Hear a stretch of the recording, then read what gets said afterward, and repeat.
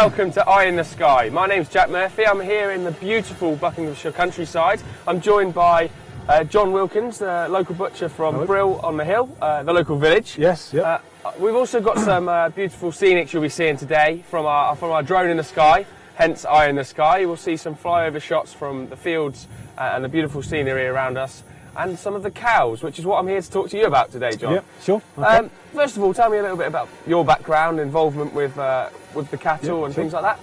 Well, I run the butchery at the Pointer Pub and Restaurant in the village of Brill, which is owned by a good friend of mine, David Howden.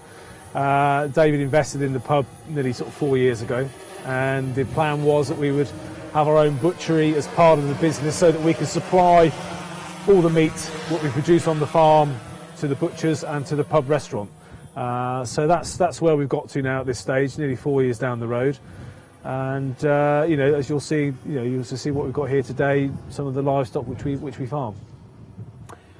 We can actually see some of the cattle now. If you just take a look here, this is from the drone camera. Exactly. Yep. So we're going over the field. Just tell us a little bit about the type of cattle we've got here. What we've got here, and the cattle which were chosen for the farm here, are traditional longhorn cattle. The ones in the field here have just been turned out quite recently. They've been indoors, so these are some cows with some strong calves at foot. There's one longhorn cross in there. She's a Jersey cow cross, so she's a little bit different, but the meat again will be lovely. So these guys are now going to take the young grass coming through and have a lovely summer out here. Why do they work well here in this particular part of the world? Well, geographically here is the ground and the land is very undulating.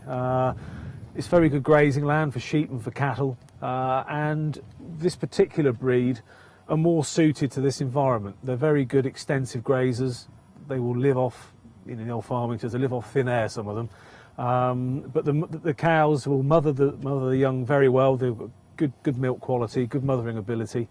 And that sets them off for the future. So when they've been weaned off the mums, they go onto the grass, and that's all they have is grass. They're grass fed from start to finish. Even the grass as growing in the fields as it is now. And for the winter we make hay or silage, and that feeds them through the winter. But that's all they get, and that grass feeding makes such a difference to the meat quality when they're ready for the butcher shop. Well, I'm glad you brought me onto that.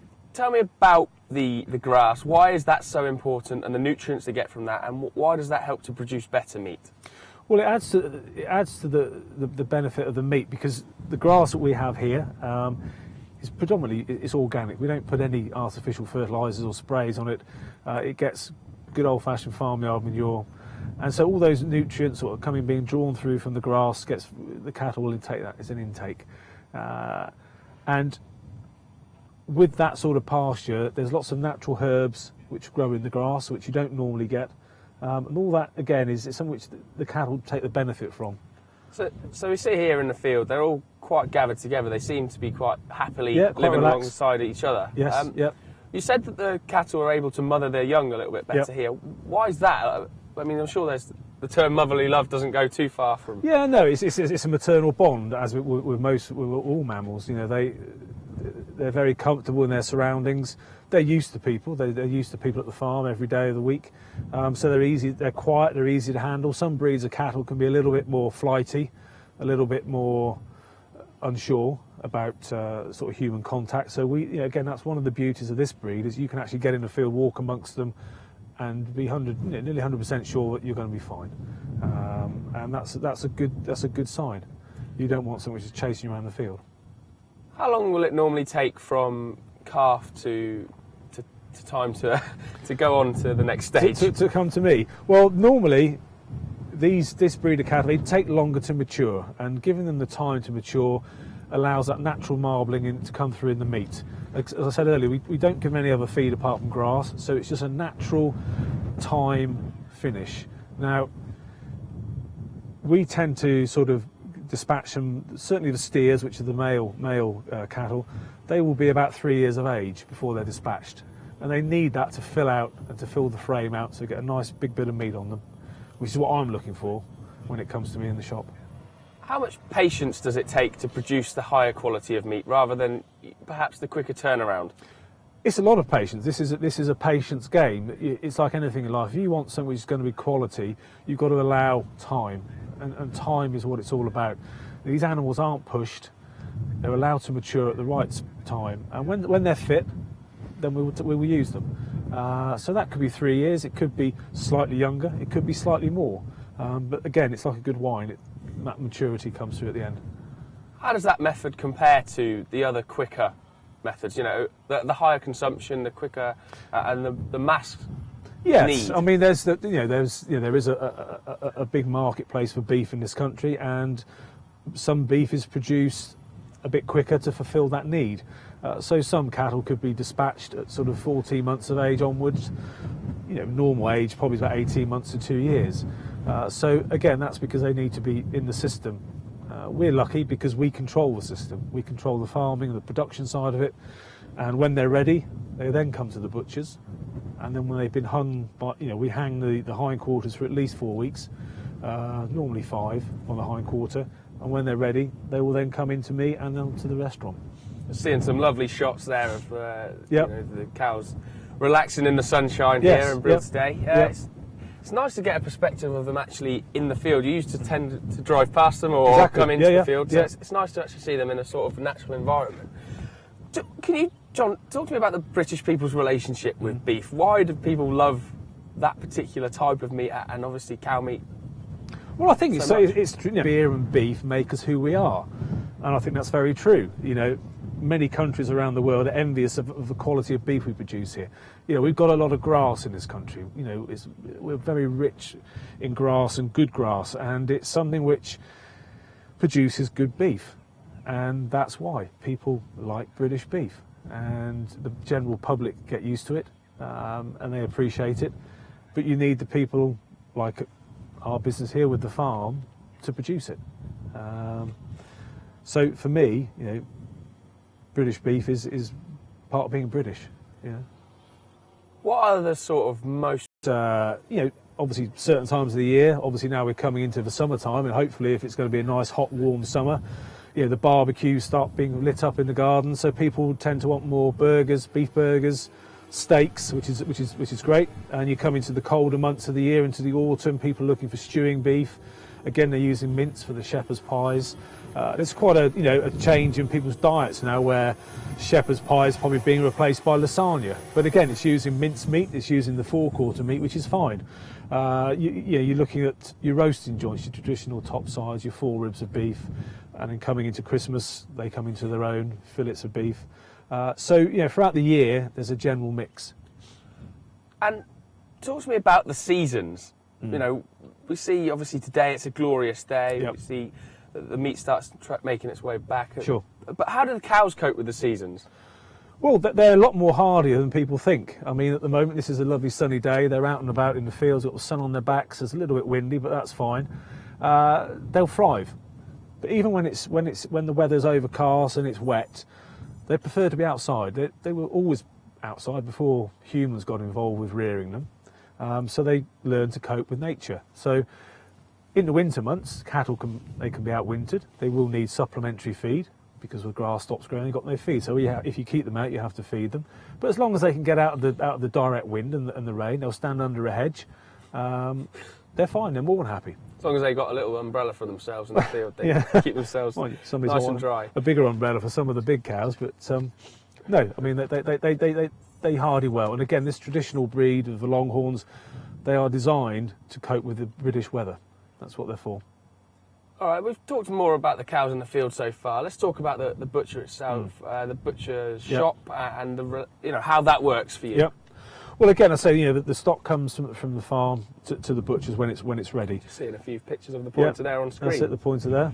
So, for me, the butcher's shop it's an added amenity to the village of Brill. Some years ago, the village had 2-3 butchers, but sadly the butchery industry has changed in recent times, and there's less and less butchers being open. In fact, a few cuts in there as well. A different got a mixed bag in there. I think you're looking at the sausage making afternoon we had, which was always a bit of fun. But yeah, we have a cross section of product to sell in the shop, and we have customers in the village. We've got a very supportive and loyal customer base who come to visit us, and their requirements vary every time they come in. How much easier does it make it to have a local base? People are there, they're willing to sort of maybe come in a little bit more? Yeah, I think they do. I think the nice thing about any community shop, whether it's a pub or a paper shop or village bakery, people come to it and they're not just coming to purchase the product, they're coming to they've made the effort to come. So they are expecting a conversation. There's a good chance they'll bump into somebody they might not have seen for a week or two, even if they live in the same village. And if they have to queue, which, when we're in the shop, we're very busy, so they have to queue, so they have to engage in conversation. So for me, that's a lovely thing to see. It's a part of a community which has been lost. We're able now, through the butcher shop, to put that back, or at least enable that to happen. So I kind of guess that rather than going to a major supermarket chain or even just a corner shop to grab your meat, what do you help people to do? How can you help people when selecting their meat? Yeah, I mean, part of my job, obviously, apart from the physical side of cutting and preparing the meat, is educating the customer if they need it. They've got a lot of customers that know their cuts of meat. Some of the older generation know exactly what all the cuts are and know what to do with it. Some of the younger generation don't, so they're asking for advice as to cooking times. They've been given a recipe, or they found a recipe and it might suggest they use one product.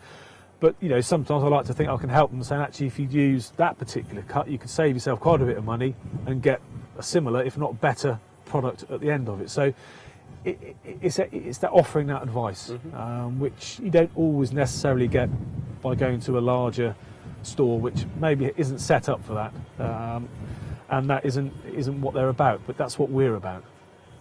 A little bit earlier, you talked about marbling. Now, I'll be honest, I wasn't aware about marbling until we got talking before. Can you explain what that is? Well, marbling is the intramuscular fat, which makes the eatability of the meat a lot better. There's a lot more flavour. There's flavour in the fat. It helps with the cooking of the meat, keeps it nice and moist and nice and succulent.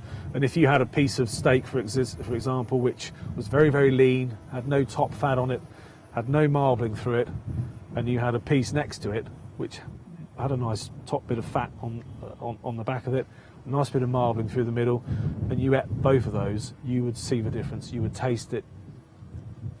No doubt, it's far superior. Why is that? Well, again, we'll come back to the point where we're talking about time, allowing that fat to build up in the meat and build up on the fat of the animals on the back. That's which does take time. So how far along are these guys that we're seeing now? Well, these are cows with calves at foot. So these calves, if any of those, if they're not kept back for further breeding, if they're going to be destined for the butcher shop, they were born this last autumn. So they've got another sort of 2.5 years on them. Okay. So in that process time, you have to see them fatten up and get bigger. Yeah, they'll need to fill out. They need to fill the frames out, and they need to start putting a bit of fat cover on. As you just said about the marbling, need that fat cover to start adding to the flavour, and that's what we're looking for. And that's why we need 2.5, 3 to 3.5 years of age to get it right. And that's really the point of difference with this breed. How much of a cow can be used?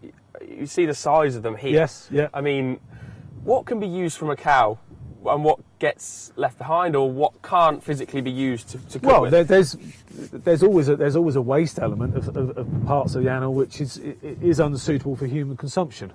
But we endeavour to use as much of that carcass as we possibly can, for two reasons. One is obviously an economic reason, because this costs money to produce.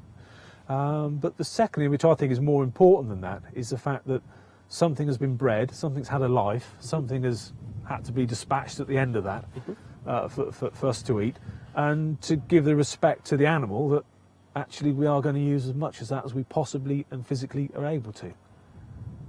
That actually is something I wanted to talk to you about. I mean, I guess in a 3-year period or a 3-year cycle, you kind of get to know the personality of a cow, perhaps. Yes, you do. Yeah. Or you form a relationship with them. I know you're not going to have conversations, but what is it like to then have to bring that to an end? It's yes. I mean, you can get very emotive about it, and at the end of the day, you have a responsibility, and we as the point of business and the farm and I, the butchers, we have a responsibility to make sure that everything is done properly. That animal has had a good life. You know, our stockman Jamie, you know, he tends to the stock day to day, and that's his responsibility to ensure that they have a good life, they're looked after, and the welfare is 110%.